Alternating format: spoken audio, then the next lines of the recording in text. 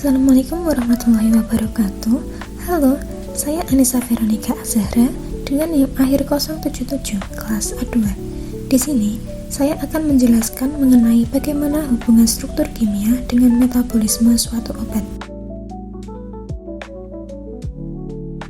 Teman-teman, kalian tahu nggak kalau obat itu termasuk senyawa xenobiotik? Obat mengandung senyawa kimia yang tidak dapat diproduksi di dalam tubuh, serta obat dapat menimbulkan efek toksisitas. Maka dari itu, proses metabolisme sangat berperan penting dalam proses perjalanan obat menuju ke dalam tubuh. Nah, apa sih metabolisme itu? Metabolisme obat adalah suatu proses biokimia atau reaksi kimia di dalam tubuh kita yang merubah struktur kimia suatu obat menjadi senyawa metabolik yang tidak aktif dan tidak toksik. Proses metabolisme ini selalu dibantu oleh suatu protein yang kita kenal dengan sebutan enzim. Proses metabolisme ini umumnya terjadi pada dua organ utama, yang pertama adalah hepar dan yang kedua adalah ginjal. Akan tetapi, perubahan struktur kimia suatu obat umumnya terjadi ketika obat tersebut memasuki saluran pencernaan. Jika obat tersebut diberikan dengan cara diminum, obat akan rusak atau terdegradasi mengalami perubahan struktur kimia ketika dia dirusak oleh enzim-enzim. Umumnya, metabolisme obat dimulai dengan obat yang bersifat hidrofobik dan mengubahnya menjadi metabolit yang lebih hidrofilik untuk memfasilitasi eliminasinya. Metabolisme obat dapat menghasilkan satu dari dua produk, yaitu metabolit aktif atau metabolit tidak aktif. Metabolit aktif pada dasarnya tidak memiliki aktivitas farmakologis dari obat aslinya. Dalam kasus ini, obat induk yang tidak aktif disebut prodrug.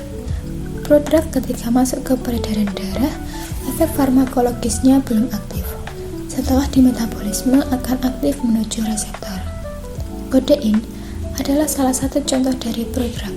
Senyawa ini tidak terlalu aktif secara farmakologis, sehingga ketika diubah dalam tubuh akan menjadi bentuk aktifnya, yaitu morfin, yang memberikan efek analgesik yang lebih kuat.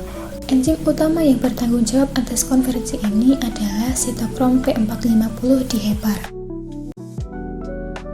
Teman-teman, berdasarkan reaksi yang terlibat di dalam proses metabolisme, dapat kita klasifikasikan jalur metabolisme menjadi metabolisme fase 1 dan metabolisme fase 2. Metabolisme fase 1 dicirikan sebagai reaksi fungsionalisasi, di mana mereka menambahkan atau mengubah gugus fungsi melalui oksidasi, reduksi atau hidrolisis sehingga menyebabkan peningkatan polaritas.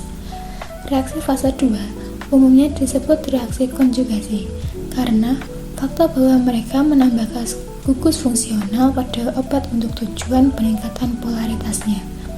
Ada banyak contoh pada reaksi metabolisme fase 2. Yang paling umum adalah konjugasi glukuronidasi.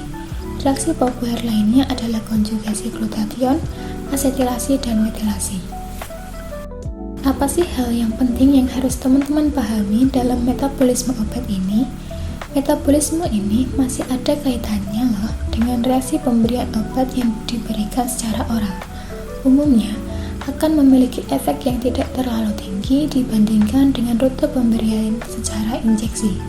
Mengapa? Karena jauh sebelum obat terdistribusi lebih lanjut ke tempat target, obat telah banyak mengalami metabolisme atau reaksi biotransformasi, sehingga efek farmakologi yang dihasilkan itu pun juga akan berkurang. Peristiwa metabolisme ini juga akan merubah sifat fisika kimia dari suatu obat. Perubahan sifat fisik dari obat ini umumnya akan membuat metabolis itu menjadi lebih polar daripada senyawa induknya atau senyawa obat semula. Hal ini bertujuan agar metabolisme ini lebih mudah larut karena sifatnya yang lebih polar, sehingga lebih mudah dikeluarkan dari tubuh atau diekskresikan dari tubuh. Nah, teman-teman, itulah penjelasan mengenai hubungan struktur dengan proses metabolisme obat. Semoga bermanfaat. Terima kasih, mohon maaf atas segala kekurangannya. Sampai jumpa lagi. Wassalamualaikum warahmatullahi wabarakatuh.